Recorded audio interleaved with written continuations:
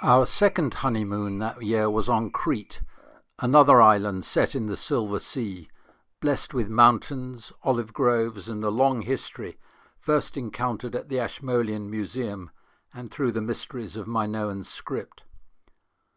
We started in the palace at Knossos and ended in a monastery on the Akrotiri Peninsula. Although empty, these structures were filled with past lives: kings, queens, tyrants, slaves, generals, monks, hermits, beggars, wise men, and fools. Everywhere was Mediterranean light.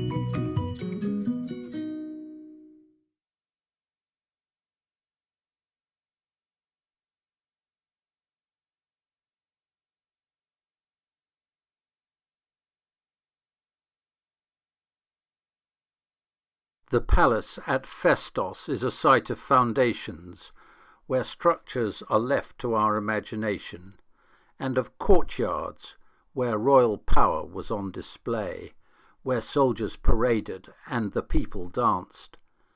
Now they are purely for the pleasure of wandering. To the west rolls the fertile Messara plain, ending in Mediterranean light.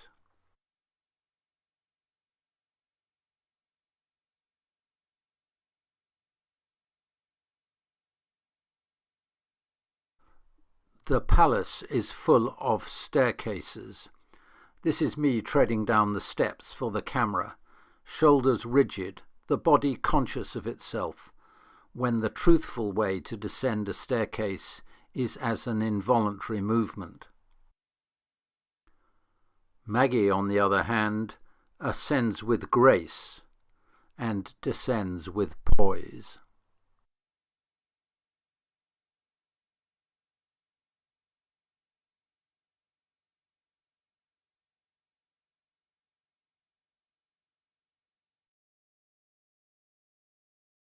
Here are 4,000-year-old stones. My restless panning with the camera makes them as insubstantial as light, all accident, no substance.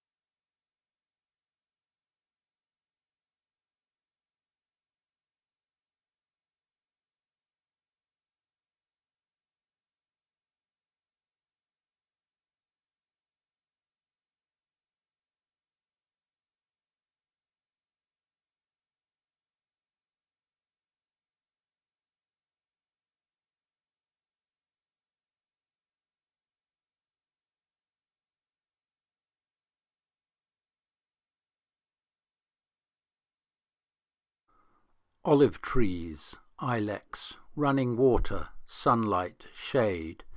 Me in the shade, me reading Homer. This is Arcadia, a foreign landscape visited by an outsider, a fleeting pleasure which memory turns into a lasting one. The mind recalls the moment one way, celluloid another.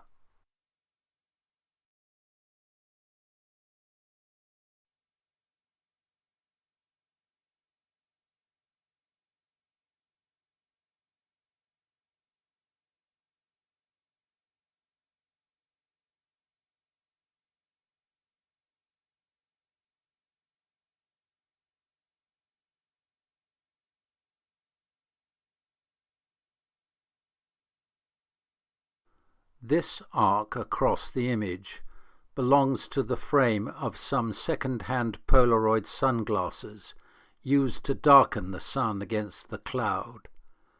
The late afternoon sun, the cameraman's sun.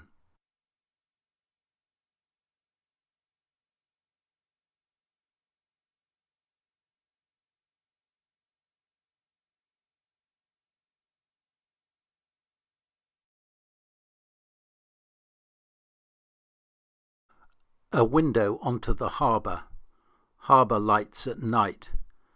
Picturesque, but was it Agia Galini or was it Hania? And where did I film the sea? The memory eludes me.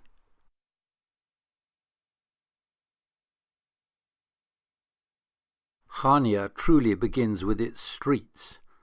Under the feet lay the kingdom of Minos. Then it became Roman, then Byzantine. But it is Venetian imperialism that has made it fascinating to us now.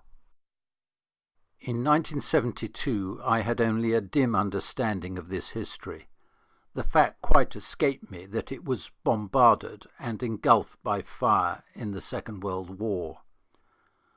Over 40 years later I learnt that a cousin of my mother's died not far from Hania as a soldier in the New Zealand divisions seeking to defend the island from German invasion.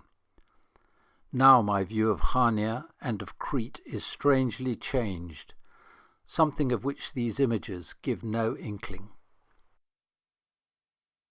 In these back streets we met a family who asked us to film them and then send them the film. I never did, but it has been on my conscience ever since.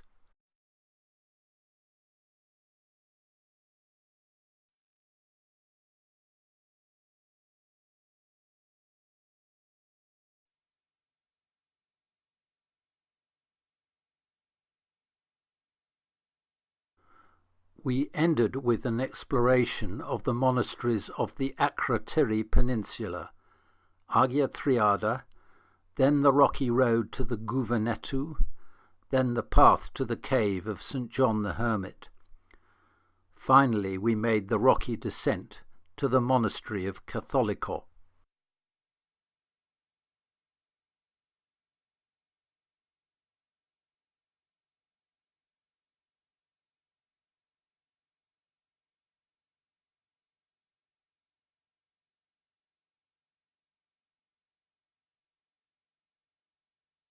Catholico was founded in the 11th century, built into the rocks.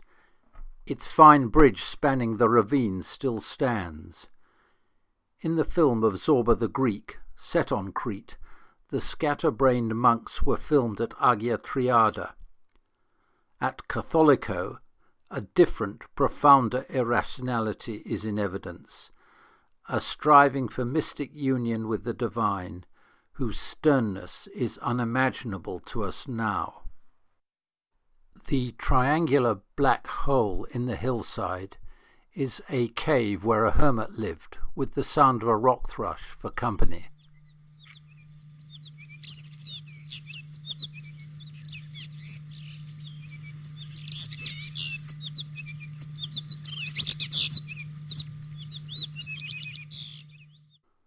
In this window I adopted a mocking pose, and yet this encounter with the monastic spirit moved me. At the end we returned to Agia Triada, the roseate glow of its exterior containing a deep mystery.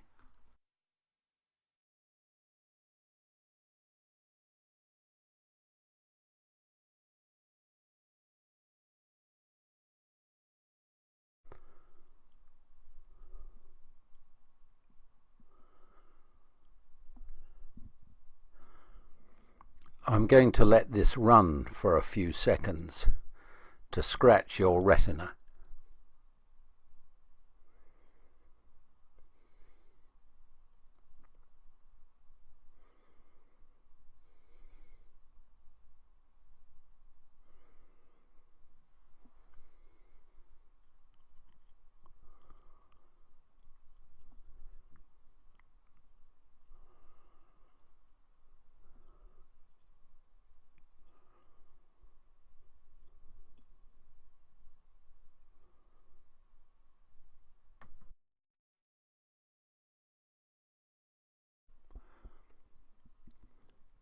You might be wondering where this is leading.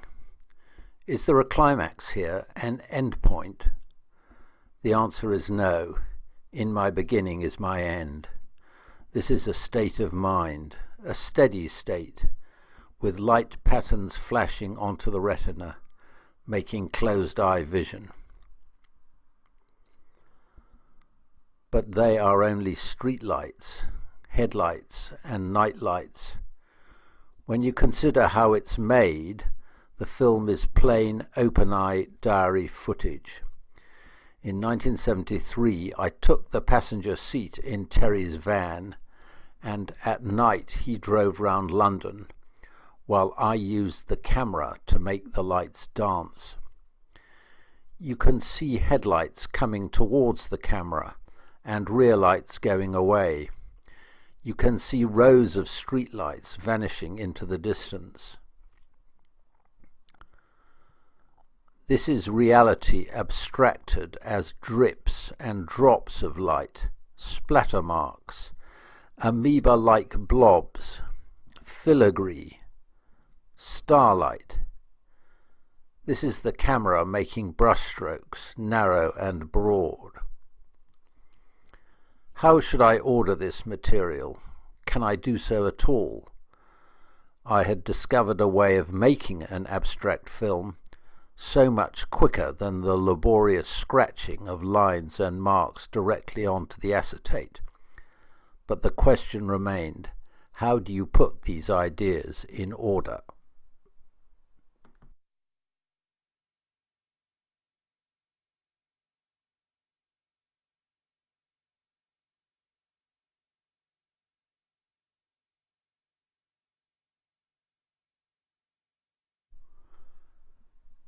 Then there are these spinning blobs of light. Do they come from outer space? No, they come from breathing on the lens, so that when I filmed the lights, they acquired a halo. That made them otherworldly, and seeing them now, they have a science fiction quality. These are nothing so much as space invaders, an epiphany of flying saucers in the sky. My own Star Wars, my own Close Encounter.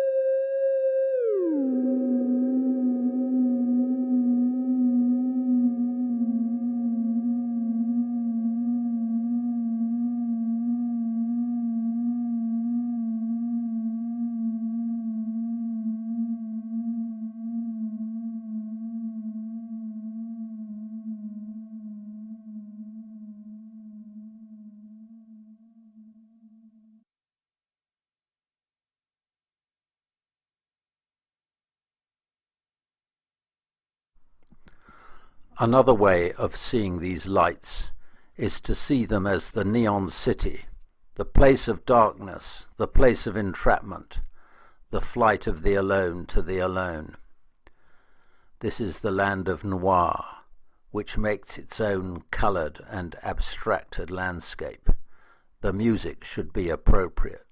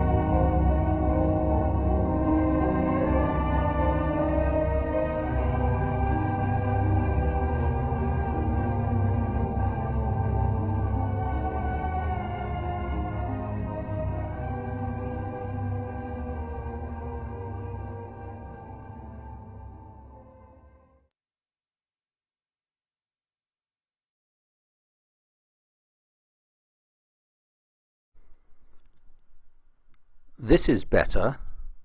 These marks of light are cut loose. They float freely, unstable but patterned, while the black turns to blue, turns to black, turns to blue ad infinitum.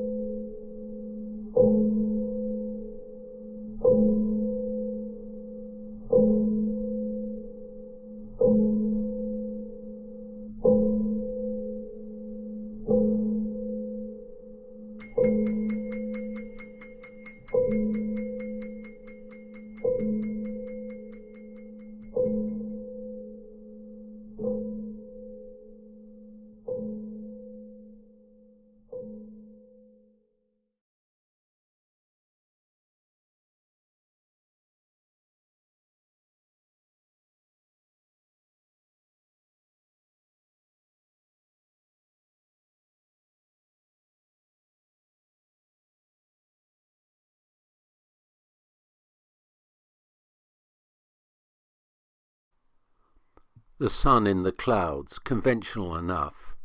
Could I instead get liftoff?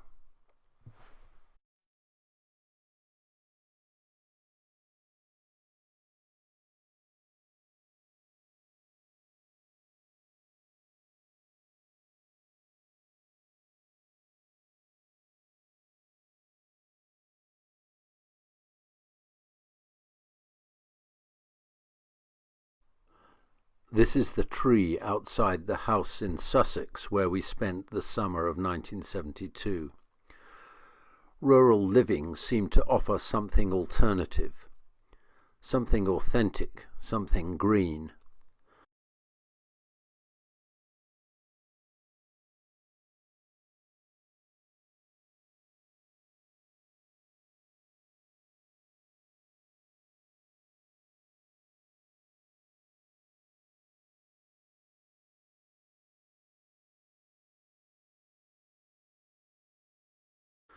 On a brilliant summer evening the house became a vessel of fire as the thermonuclear sun bounced off the polished furniture, off mirrors, off window glass.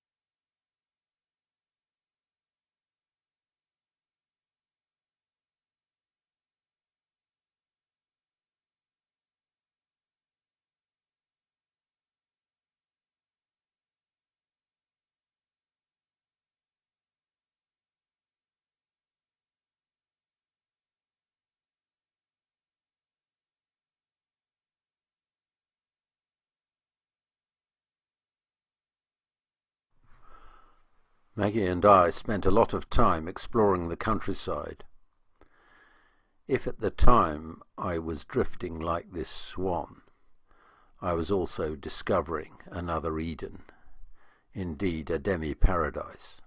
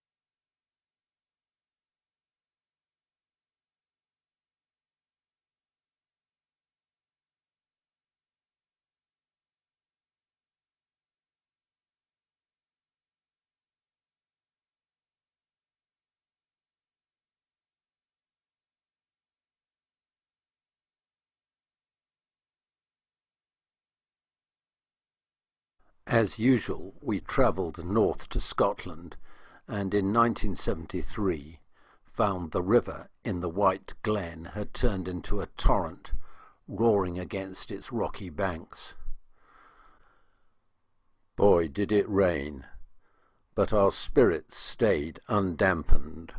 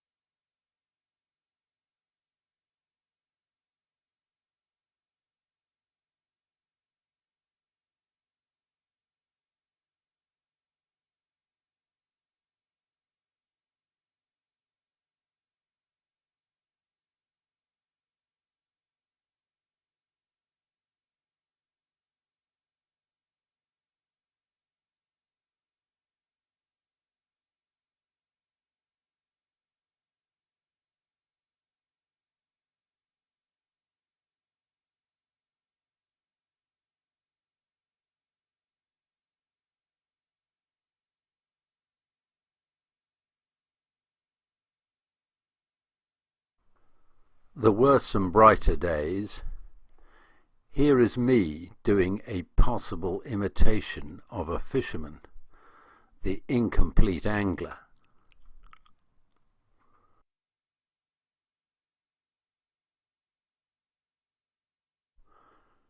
And here is Maggie with my mother and father in a family melodrama.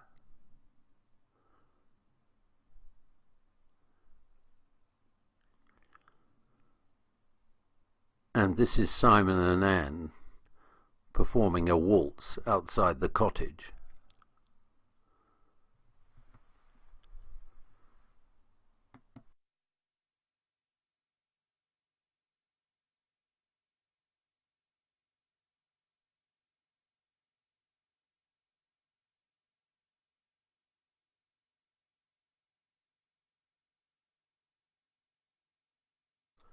Back down south, the light continued to pour, and it continued to mesmerize me, and I continued to drift.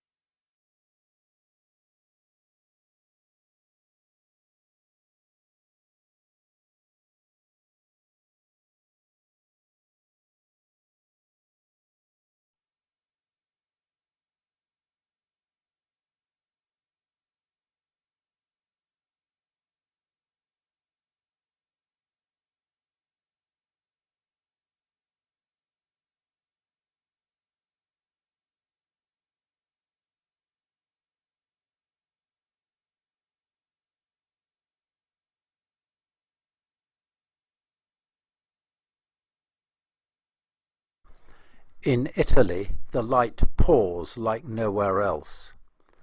In May of 1974, we took a holiday in Tuscany to look at paintings and buildings. But what struck me most forcibly was the sunlight, as though I was discovering it anew. At siesta time, it seemed to want to force itself into the room. In the new morning and the late afternoon, to bathe in it was pure pleasure.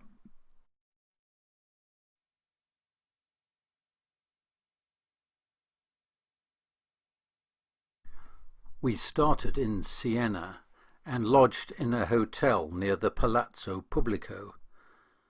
Our room had a chandelier with glass pendants, and the signora told us that our marriage was made in heaven.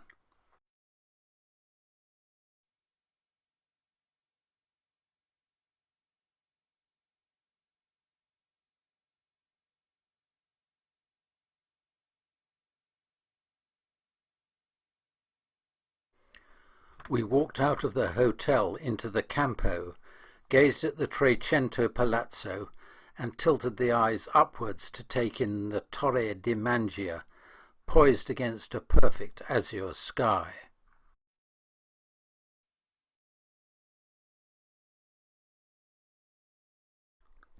These images seem particularly affected with specks of dust, but in fact they are racing birds.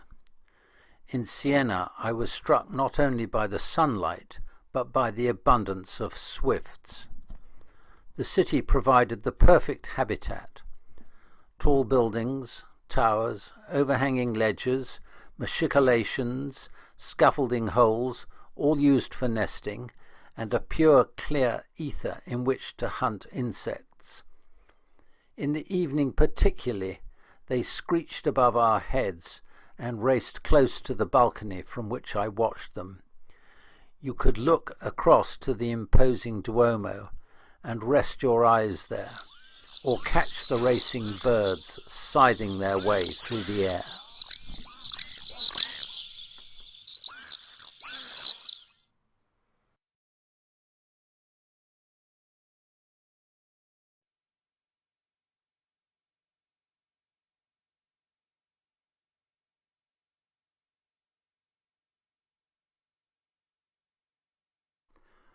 But to come back to the subject of light. Exploring the city, I kept encountering the elements of cinema. A single light beam projected through the shutter above my head flickered dark and bright. On an opaque glass screen, a window frame threw its enchanting shadow.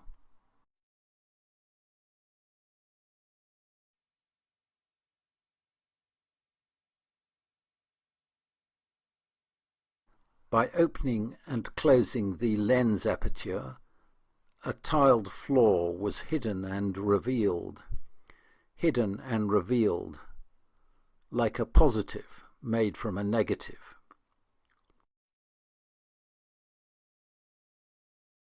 At the top of a flight of stairs, a door frame illuminated in the dark was like a cinema screen.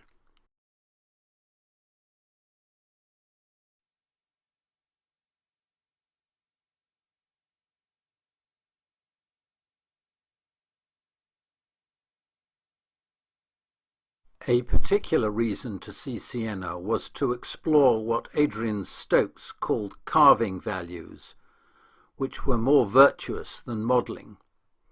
Here is a carved relief, and here are tethering rings on the Palazzo Pubblico, hard iron and hard stone.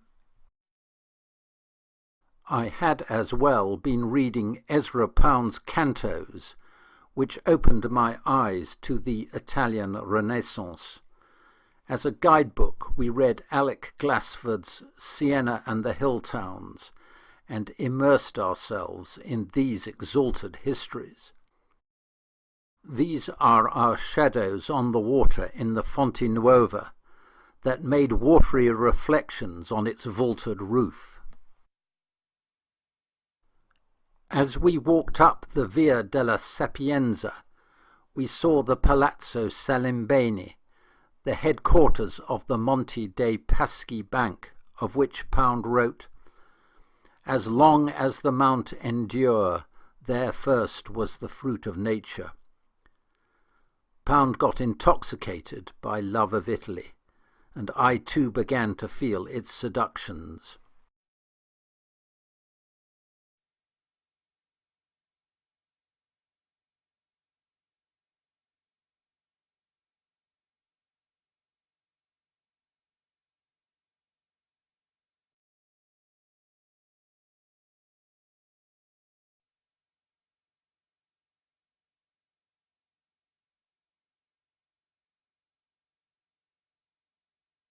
At the Porta Laterina, I came across my first Italian cemetery, full of lanes bordered by the houses of the dead. It was a true necropolis, a city, not a graveyard, with well-built mausolea and glasshouse roofs. Along the paths, dark pencil cypresses accentuated the funereal atmosphere.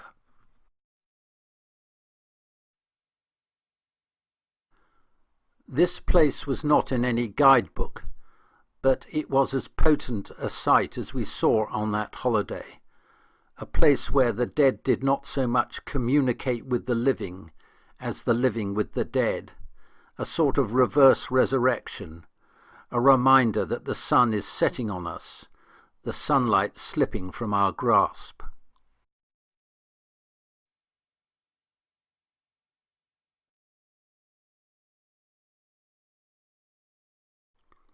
This long-distance view does not do justice to the sight of the ideal city on its hill.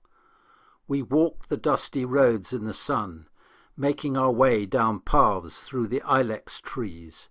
We saw the fortified monastery of Lecceto from afar, and when we lost our way and asked for directions, we were told to follow the electricity pylons, le colonne di luce, or columns of light.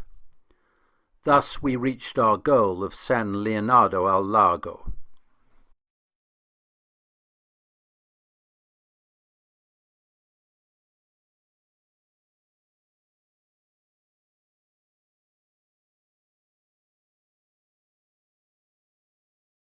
Descending from the bus in Arezzo, I was immediately struck by the colonnade of the Loggie Vasari, and wanted to match its architectural rhythms with visual ones. Watch for the passer-by who manages not to disrupt them. We had come to see the frescoes by Piero della Francesca. They were visible high up on the walls, a visual withdrawing which my filming of the proof of the true cross replicates in its ropey images. In the sunlight, the exterior of the parish church of Santa Maria was clearer. Again, Ezra Pound's words came to mind. How can we have a civilization when we order our columns by the gross? On the church, every column was different. Back in the church of San Francesco, I was captivated by the receptacle for holy oils, carved in low relief in the approved Stokes manner.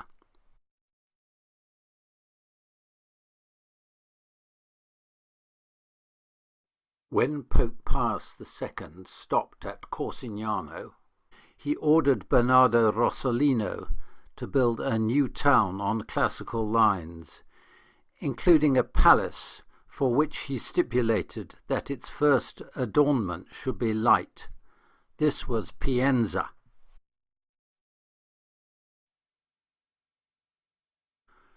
In the late afternoon, we considered Pienza to be the most tranquil town in Italy, graced with a perfection not only in the work of Rossellino, but also in the carvings of the older parish church at Corsignano.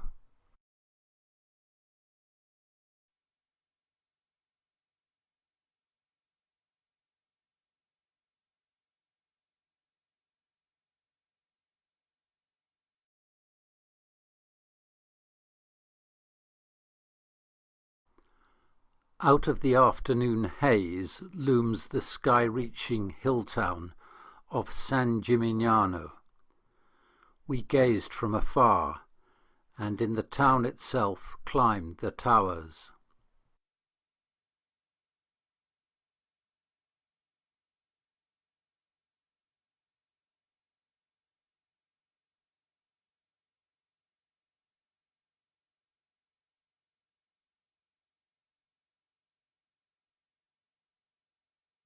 From the top of the towers, we looked down at the tiled roofs, fitted together like a jigsaw.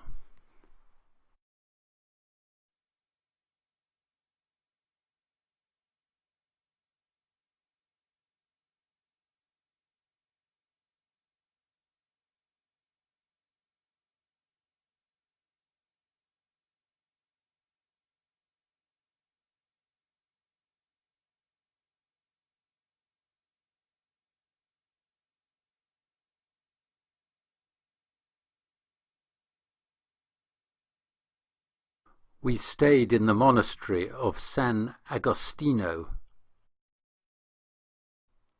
A line of light. A line of fierce light.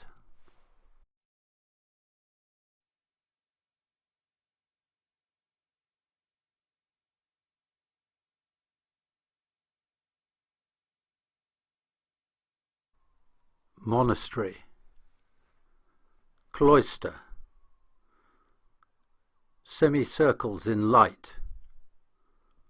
Rich shadows. Cypress trunks, pencil thin. A brick well. A marble column. Peace in 3 dimensions.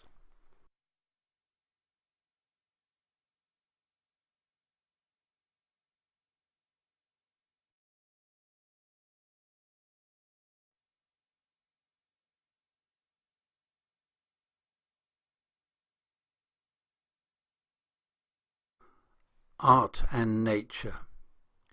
Chisel and stone. Pigment and leaf.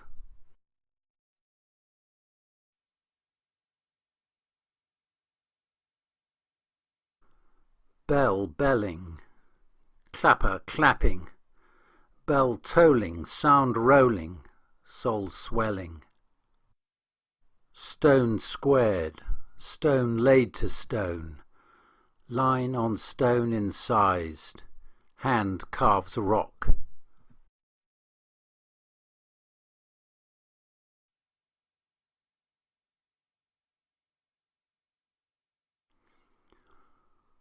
Window struck, light smudged, light sanctified.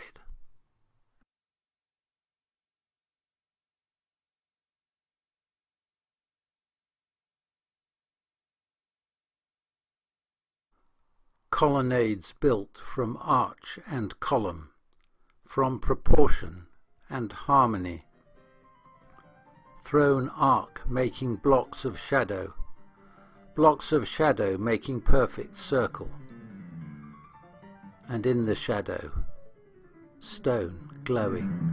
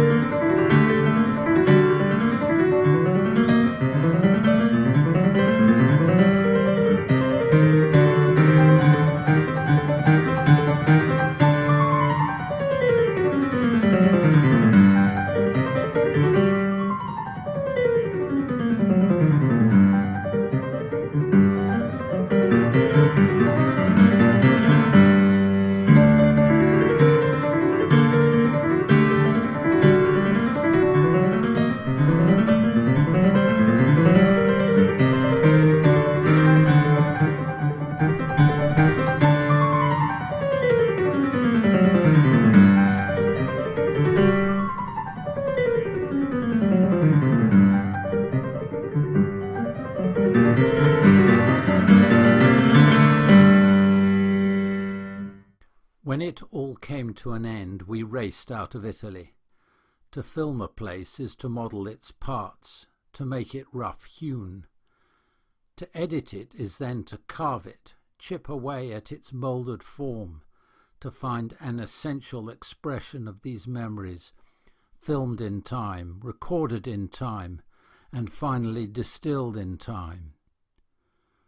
Remembrance at first is of something dimly recollected in a sable room, and then the images burst into life, so that I watch hypnotized by some means beyond the language of words.